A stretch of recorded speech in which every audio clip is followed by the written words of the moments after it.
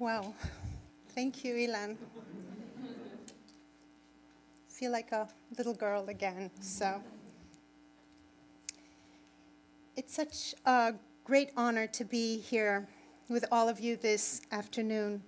Thank you, President Reinhardt, Provost Kraus, Dean Jaffe, Sylvia Fuchsfried, dear colleagues, dear students, for welcoming me to Brandeis University with such warmth and kindness. Thank you, Lynn, for your vision and generosity. It's inspiring.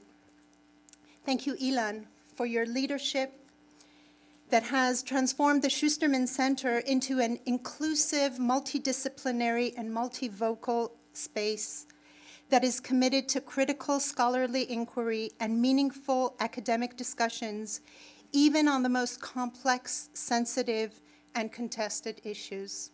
That's not easy. I have many more people to thank, but with your permission, I'll leave that for my concluding remarks. Now I'm eager to share with you some thoughts about the two generous gifts that we're celebrating here this afternoon, the Center's new home and the power of Israeli art. So, 2 weeks ago, I stood all the way back in this very auditorium for the inauguration of the Mandel Center for the Humanities, this magnificent building which embraces the Schusterman Center's new home. I'm not going to even try to get which floor. It was a moving and very significant event, summed up eloquently by President Reinhardt, who said, and I quote, "Without the study of the humanities, our own humanity will be diminished," end quote. The event was marked by a traditional cutting of the ribbon ceremony, but before that, we heard a brilliant keynote lecture by Professor Anthony Grafton of Princeton University titled "Readers and Books of Renaissance Europe." Professor Grafton spoke about libraries and books and unraveled a truly riveting tale about intersecting texts in Hebrew, Greek, Latin, and Aramaic, and about the scholars who read them with passion and sometimes also with compassion. Since one of the guiding principles of this Humanities Center is that we engage in an interdisciplinary discourse, I will use Professor Grafton's inspiring lecture as a launching pad for my own humble remarks. So in the 23 minutes that I have left, I will say, yes, Professor Grafton is right. Books are indeed an essential foundation for the study of the humanities, but we also need the arts. We must have art. So the classical studies scholars from the second floor of our new home would have me begin in Latin by citing Horace or Plutarch, who equate the sister arts, as in painting, so is poetry. My colleagues from fine arts, and especially our Renaissance man, Jonathan, would probably suggest that I cite Leonardo da Vinci's Paragone, the comparison or contest between the arts. You know, we art historians love to tell anyone who'll listen that the great and wise Leonardo decreed that painting is the superior art form. I could go on, inspired by this center, which is, let's face it, geek heaven. But my topic is contemporary Israeli art, so I will begin with a German text. The text I speak of is not from a book, although it is inscribed on a plaque that suggests an open book.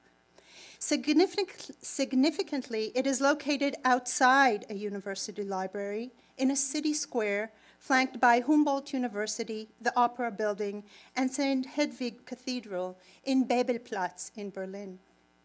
The text reads, "In the center of this square on the 10th of May, 1933, National Socialist students burned the works of hundreds of free authors, publishers, philosophers, and scientists."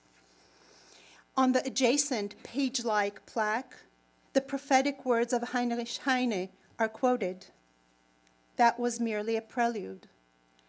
Wherever they burn books, eventually they'll burn people too. In this place of silenced book,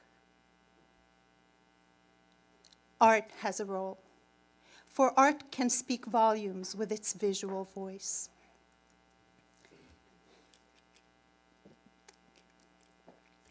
The Israeli artist Micha Ullman was born in Tel Aviv in 1939 to parents of German descent. In 1993, 60 years after the burning of the books, he won an international competition and was invited to erect a monument in Bebelplatz to commemorate the notorious event. But instead of erecting the usual type of public monument, Ullman did something else.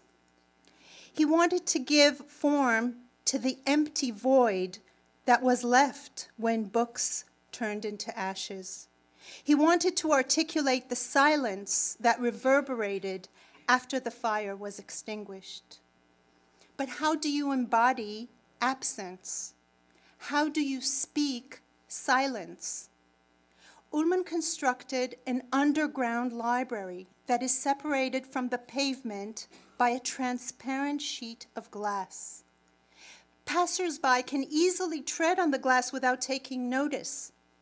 To learn from art, they must stop and look and be attentive and strive to understand.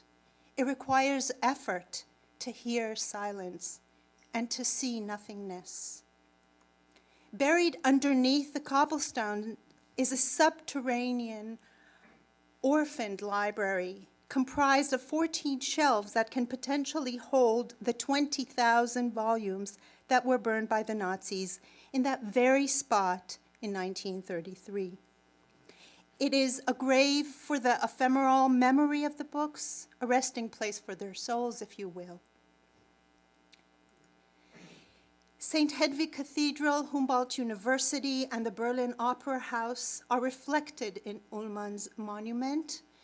These esteemed cultural institutions that witnessed the burning of the books in 1933 in silence still stand in Bebelplatz today, and their continued presence becomes part of the artwork, part of the story. Viewers cannot avoid seeing their own reflection when they look into the library, and so they too must become part of the history of the place and are compelled to consider their own ethical positions and actions. Sometimes words are not enough. Sometimes books are absent. Sometimes we feel overwhelmed and speechless. And so we need art to help us remember our humanity. We need art to help constitute and reconstitute meaning. Art has the power to express what is too painful to say, what is too difficult to hear. The visual arts can articulate the unsayable, the traumatic, the unfathomable. Meir Gal is an Israeli artist who uses art, and particularly his photographic self-portraits, to ponder the power of books, but also to critique this power. In his by now iconic 9 out of 400, he holds a book in a way that would make a librarian shudder. I want to read you his statement. The title of the book I am holding is The History of the Jewish People in Recent Generations. This book was the only official textbook which was given to high school students, including myself, in the early 1970s. The 9 pages I am holding are the only pages in the book that discuss non-European Jewish history. Hence the title, 9 out of 400, The West and the Rest. The official textbooks on the history of the Jewish people used in Israeli schools are dedicated almost exclusively to the history of European Jewry. For decades, the Ministry of Education systematically deleted the history of Jews who came from the Middle East, Asia, and Africa. These books helped establish a consciousness that the history of the Jewish people took place in Eastern Europe, and that Mizrachim, that is, Oriental Jews, have no history worthy of remembering, end of quote. The visual image directs our attention to what has been marginalized in the textbook, but also to the human toll exacted by this act of omission. Gal's face, which should be the focal point of his self-portrait, is relegated to the shadowy background. The foreground is dominated by the overpowering and illuminated book, which physically obstructs part of the artist's face, leading to a symbolic fragmentation or silencing. Since the early decades of the 20th century, Israeli art has been characterized by its extraordinary vitality, diversity in terms of styles, media, subject matter, genre, and the like. It often echoes mainstream experiences and concerns, but one of its most important functions is that it gives a visual voice to those who are excluded from the master narrative. Take, for example, an immigrant like Keta Marcus, who could not adhere to the Zionist ideal, and although she wanted to, could not transform herself into the proverbial new Jew, young, strong, engaged in manual labor. Unable to speak Hebrew, Marcus could articulate her feelings of foreignness, alienation, and being voiceless only through visual images. The immigrant experience and the breakdown of language are also central in the work of Ethiopian artist Yeganyahu Avishai Mekonnen. Mekonen's multimedia work titled 7 Generations deals with the Amharic tradition, an oral tradition of counting back generations in a ritualistic recitation of history, genealogy, and identity. The work, by the way, is currently on show at Temple University Gallery. Rooted in the spoken word, the custom of counting generations was preserved during the journey from Ethiopia to Israel.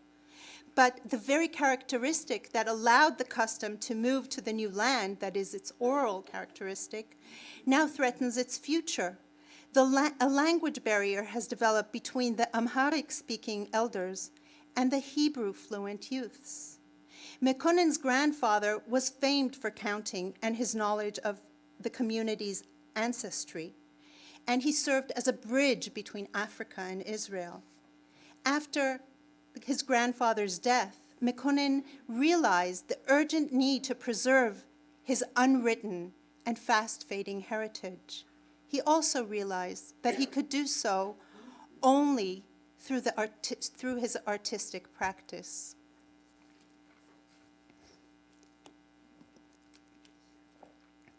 In contrast to their marginalized position in the political and social spheres, Arab citizens of Israel have a growing and prominent presence in mainstream Israeli art.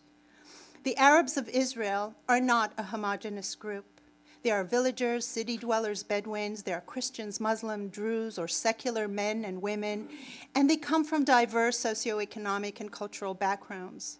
Some consider themselves Israelis, others do not. Some identify as Palestinians, others do not. Many identify as both Israeli and Palestinian, disrupting the neat polarized structures promoted by politicians and the media. Asad Azi is a Druze Arab Israeli whose artistic oeuvre has become an integral and important component of Israeli art and art history. He even represented Israel in the Venice Biennale. Embracing his position in between cultures, languages, and identities, he stresses the limitations of verbal communication. In a series of self-portraits titled No Able Talk, he inserts English words into a Hebrew or Arabic sentence structures, adopting the inadequate pidgin language of the hybrid. Azi consistently espouses visuality as his chosen mode of self-expression. We are fortunate to have this work by Dor Gez in our new art collection. It is a nocturnal image that both hides and reveals a Palestinian home from the city of Lid that was destroyed and depopulated in 1948. This photograph was displayed as part of a larger museum installation titled Georgopolis, the Byzantine name of the town of Lod. In his multimedia installation, Gez tells the story of his mother's family, the Munayers, an Arab Christian family that remained in Lod in 1948. The artist's parents are now Jewish, but his cousins and uncles are Arabs. Here you see from the video his cousin Samira. Gez himself rejects monolithic identity labels and insists on a complex and fluid self-definition. Like other members of his family, he embraces numerous identity components and refuses to choose one side.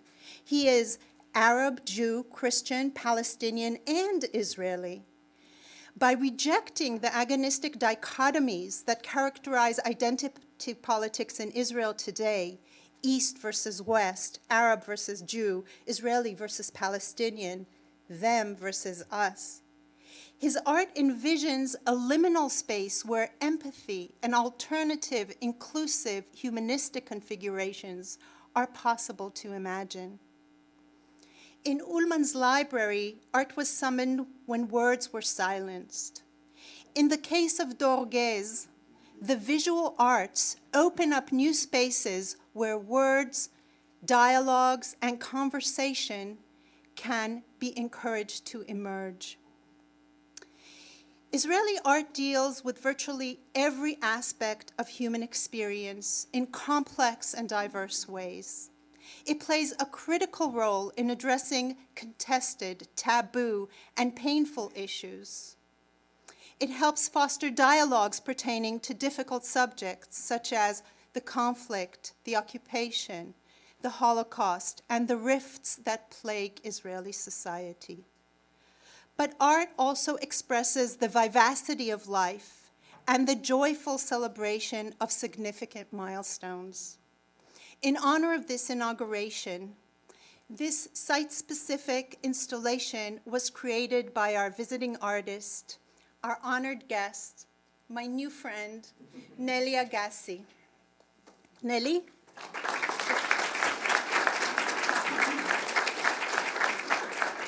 So Nelly said that her art speaks in visuality and asked me to introduce her work. So this is something we don't like to do, but here goes. No, we're fine. Oh, you want to turn up the lights a little? Yeah, good. Thank you, Anina. Yay. I think in Brandeis we call it experiential learning. Is that right, Marty? Yeah. So I would like to invite you all to shift your angle and vision and look to your left. So this is one of the important things that art can do. It offers a new perspective, a literal change in your point of view. And when you look, you may see. This is the second thing that art can do. It makes you pause to look. And in our multitask lives, where people glance at their iPhones and text while driving and reading a book with a television on, this concentrated form of looking at or looking into and really seeing things is not at all trivial. So 16 formerly bare columns are now dressed up in shiny, soft, red satin ribbons. And seeing can lead you to feeling. You may want to experience the fragile and soft texture of the fabric, the way it glistens in the changing light, how the bows are layered in a way that is beautiful and graceful, how each ribbon and bow is individually tied and supports the ribbon above it, and together they seem to support the entire structure. Nelly calls it soft architecture. After we see and feel, we begin to think about the symbolic and metaphorical meaning of what we see. This installation was made by Nelly for this time and this space, for you, for us today. Instead of cutting a ribbon, as is usual, Nellie decided to tie ribbons together, and she related the knot to the center's mission, which is also the mission of art and the mission of education, to link us and bind us together in an open space of learning and transformation. The bows or bows? Sorry. The bows also connote gift wrapping, the center's new home, the art that will be part of the center's collection, the art that will be studied here on campus is indeed an incredible gift. So many bows are needed to wrap and adorn such a generous gift. So art prompts us to shift our angle of vision and change our point of view, to open our eyes and look at the overlooked, to open our hearts and feel, and to open our minds and think in new ways. But there's more. So what you see, when Nellie came here, we originally wanted her to do a performance for this occasion. But as soon as she visited the space, she decided that the performative part of this work would be in its making and involving students working together with her. So here are some pictures. You're allowed to look at this now. What you see here, the final installation, is traces. There's Matt, and he's there in back. Hey, Matt.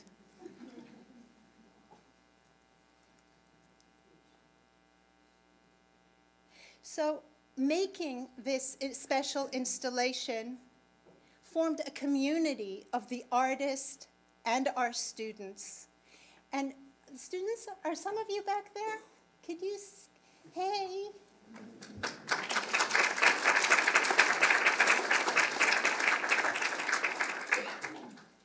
And when this work will be dismantled in a few days, like a Tibetan sand painting that is swept back into the river, the ribbons will be recycled. It's almost holiday season, so it's good.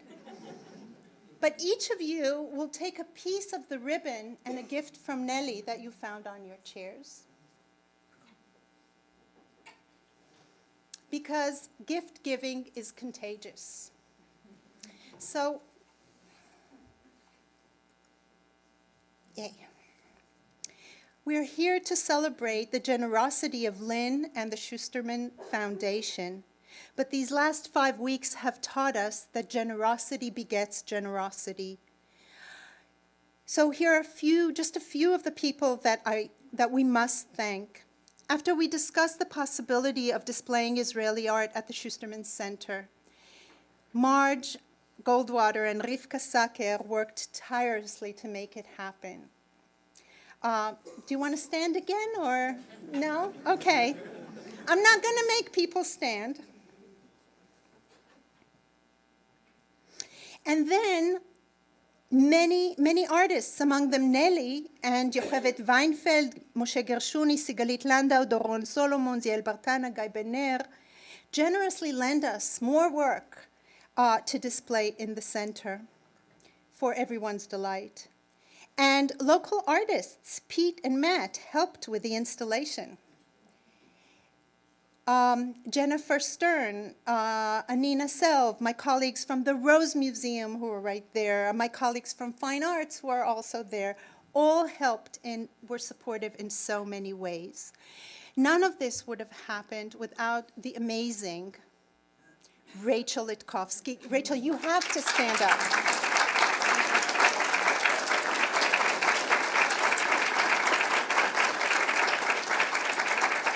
Yes.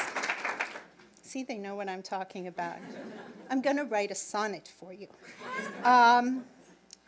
So I want to just tell the fine arts and the museum people, this is a closet curator. She's one of us. But I'll just give you one example. Every time I said, I came up with an idea that was very vague, Rachel would say, or like making a brochure for you in 2 weeks. Rachel said, and I quote, I want to be precise, "If you show me exactly what you want, I'll make it happen." And she did. Finally, In honor of Lynn and her tireless support of Israeli art, Rivka Saker, with artists, organized a gift of 499 books, catalogs, and other publications on Israeli art. This is a new and wonderful library, a treasure really, that will enable our students to study Israeli art at an entirely new level. And so we come full circle, images and texts, art and books and libraries. With your permission, I'd like to end on a personal note. Do I have your permission?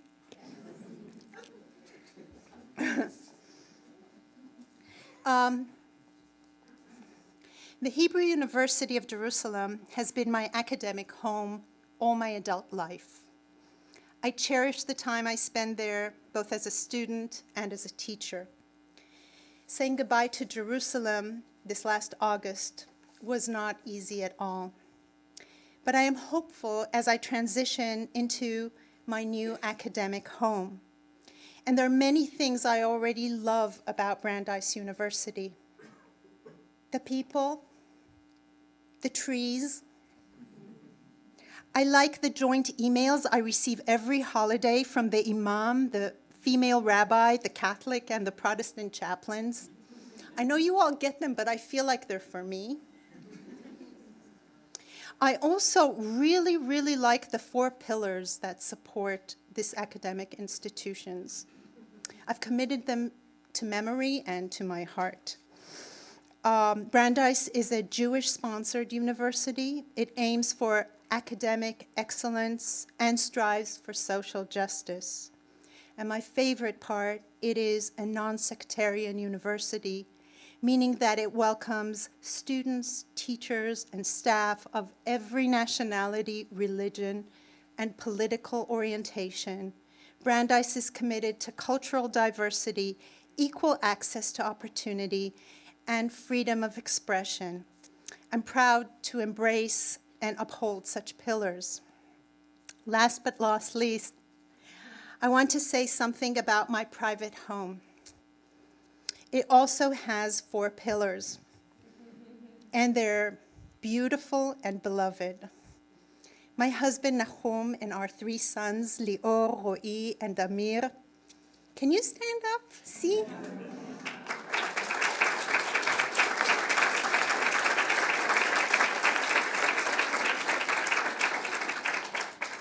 So this is the place where I must not get sentimental, so I will close with a quote from one of my son's favorite books, Jon Krakauer's Into the Wild, where he quotes Chris McCandless. Oh, you told me how to pronounce it, but I don't know how. This is his final insight. Happiness real, only when shared. Nahum Yeladim, thanks for sharing my life. And friends, colleagues, students, thank you for sharing this special event with us.